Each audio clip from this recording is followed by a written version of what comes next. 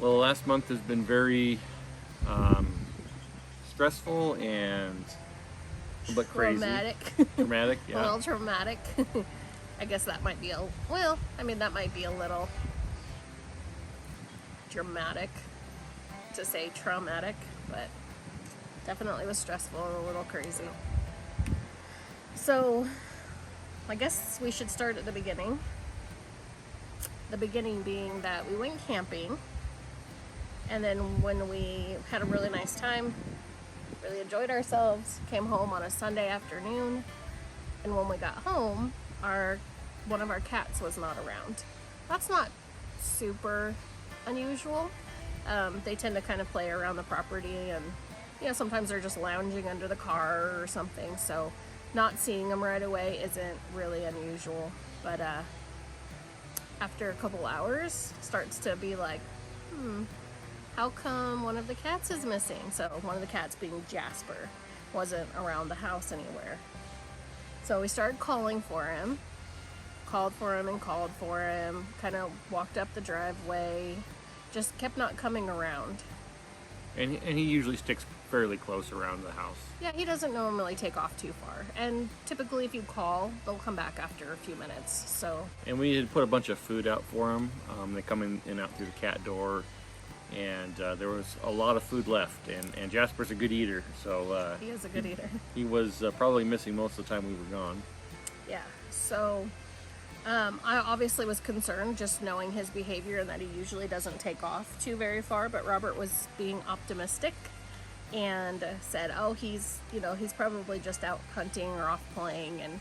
But when he didn't come home in time for us to go to bed, I knew that something was obviously not right. So we called for him. We went up the road looking for him. We kind of looked everywhere for that we could for him, with the caveat being that we do have a large piece of property, about 12 acres. We are up against national forest, and we have neighbors with a lot of property, so it's not like we're searching in a neighborhood of town. So there's only so many places you can really go to look for an animal that's missing when you're this remote, when you live this remote. So anyway, we didn't find him that night, and so we went ahead and went to bed, hoping that he would show back up during the evening, but he did not. Over the next few days, so that was Sunday, over the next few days, we still saw no sign, hide nor hair, of Jasper. Again, we looked for him, we called for him, I went and kind of walked down, along some of the areas of the property and called for him, and just nothing, no sign of him at all. And our other little guy was here, so his brother Oliver was here.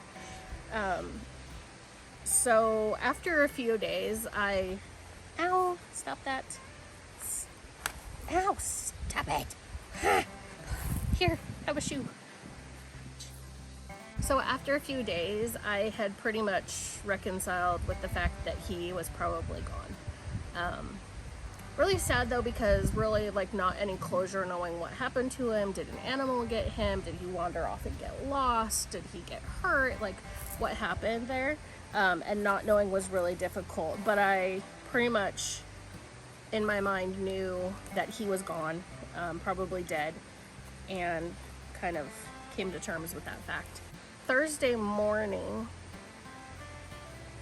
I had to work and I was getting ready for work, and I heard probably around 7:30, 7:45, I heard a cat kind of crying.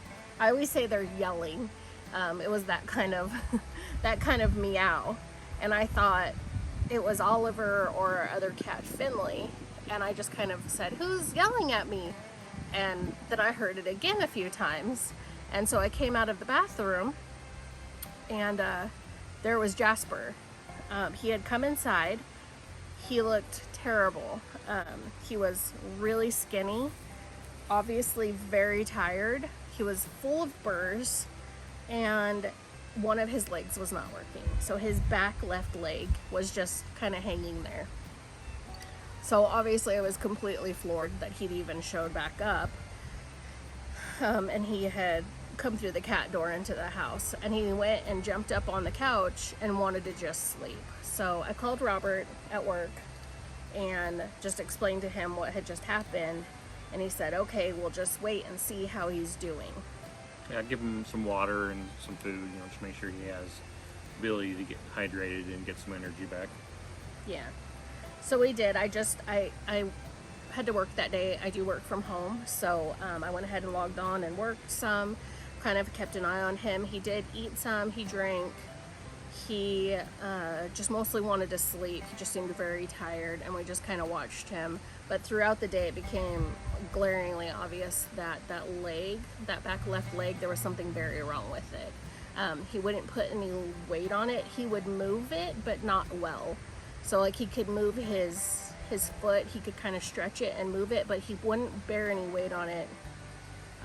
There wasn't a lot else going on with it other than he could move it a little bit. So, and it was just kind of flopping around unnaturally, like you could tell there was something very wrong with it. Yeah. So when Robert got home, we decided that it would probably be best to take him to the vet's office, and we had called and they didn't have any emergency spots open. So that was a Thursday that happened. They didn't have any openings until the following Monday, not even for emergency appointments. So they told us to take him to the emergency vet in town, which we did. We got there probably around 6:30 or 7, I would say. We called him when we were on our way and told him that we were coming. They did say that it can be a really long wait time, sometimes upwards of 6 to 8 hours, but obviously there was something very wrong with him, and we didn't want to go through the weekend with him being in a ton of pain and not really knowing what's going on. So we took him to the emergency vet.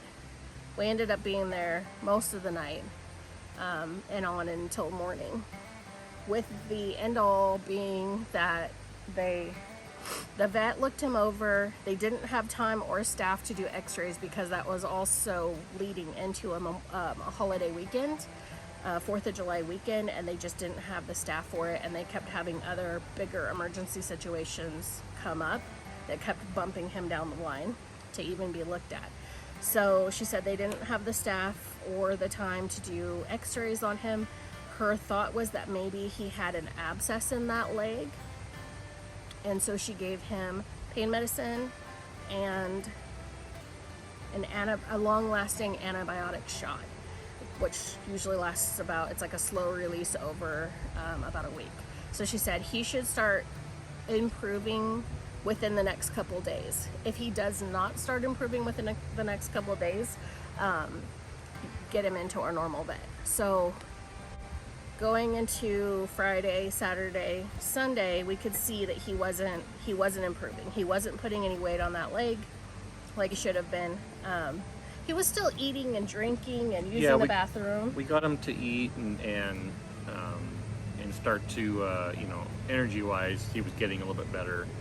I mean, he was super scrawny, so he started putting back a little bit of weight on, but not doing any better on that leg. Yeah. So we already had made an appointment on Monday for our regular vet because we wanted to get him in there too, and we wanted to have an appointment on the books in case we needed it. So I went ahead and took him to that on Monday, the following Monday. And they did do x-rays. The x-rays revealed that he had shattered his left femur. And when I say shattered, that's not exaggerating. That is actually the term that the vet used. He said he literally shattered his femur, and there was no way for them to mend it because it was literally in pieces. So the only option was to amputate his leg. Or put him down. Obviously that's an option too. So I called Robert, explained to him what was going on.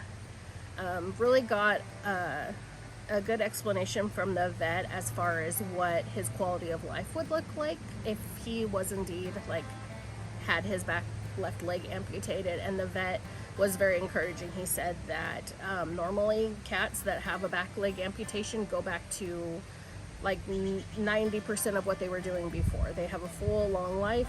They They basically just go back to almost everything they were doing before, with the exception of a few activities that he shouldn't be doing, like climbing. His thoughts were that maybe Jasper had been hit by a car, because he said it did not look to him like he had been attacked by an animal or anything like that. However, with where our house is located and how we're located, I just don't see that being the scenario.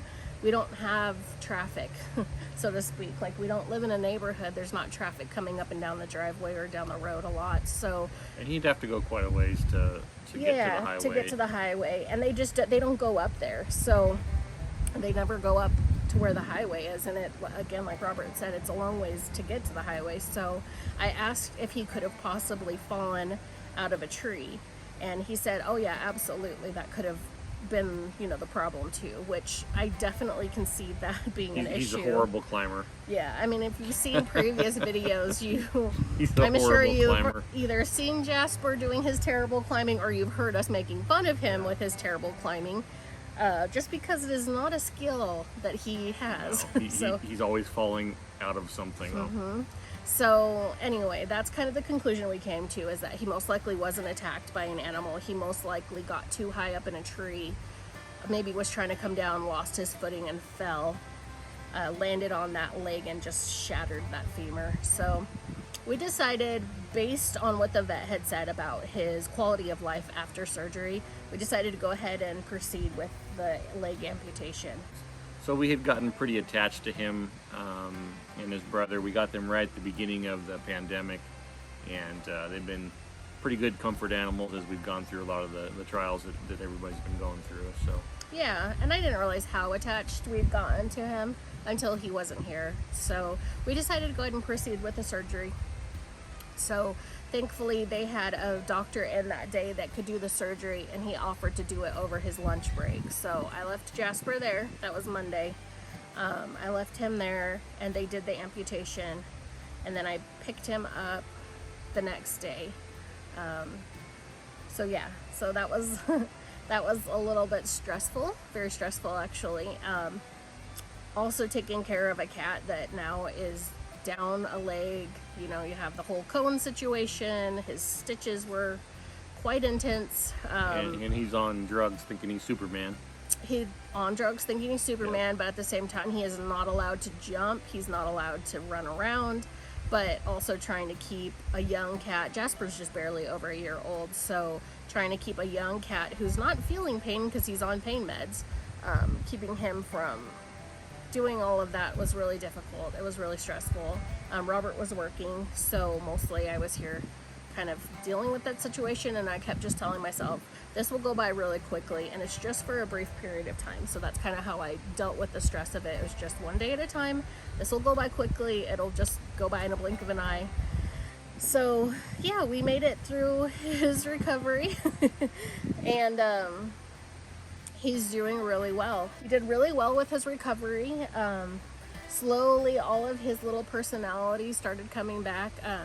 It was difficult because we kept having to give him pain medicine, which he didn't like, and so then anytime we'd come to try and pick him up and cuddle him or anything, I think he thought that we were just there to shoot more pain medicine down his throat, so he was always didn't want to sit with us or cuddle with us or anything, so that was difficult. But once he was off the pain medicine, once he got his stitches out, which was 13 days later, which is insane to me that you can cut an animal's leg off and less than 2 weeks later they're back and rolling basically how they were before.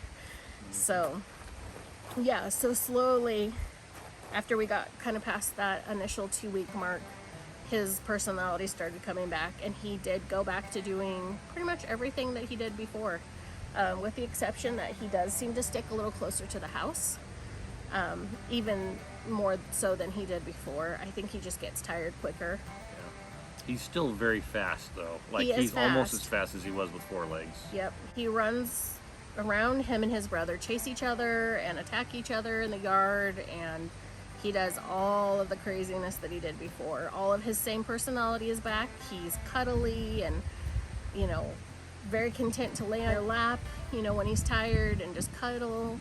But then at the same time, he's outside running around playing in the garden and playing with the other cats. And so 100% back to the way he was. minus a back leg. Yep.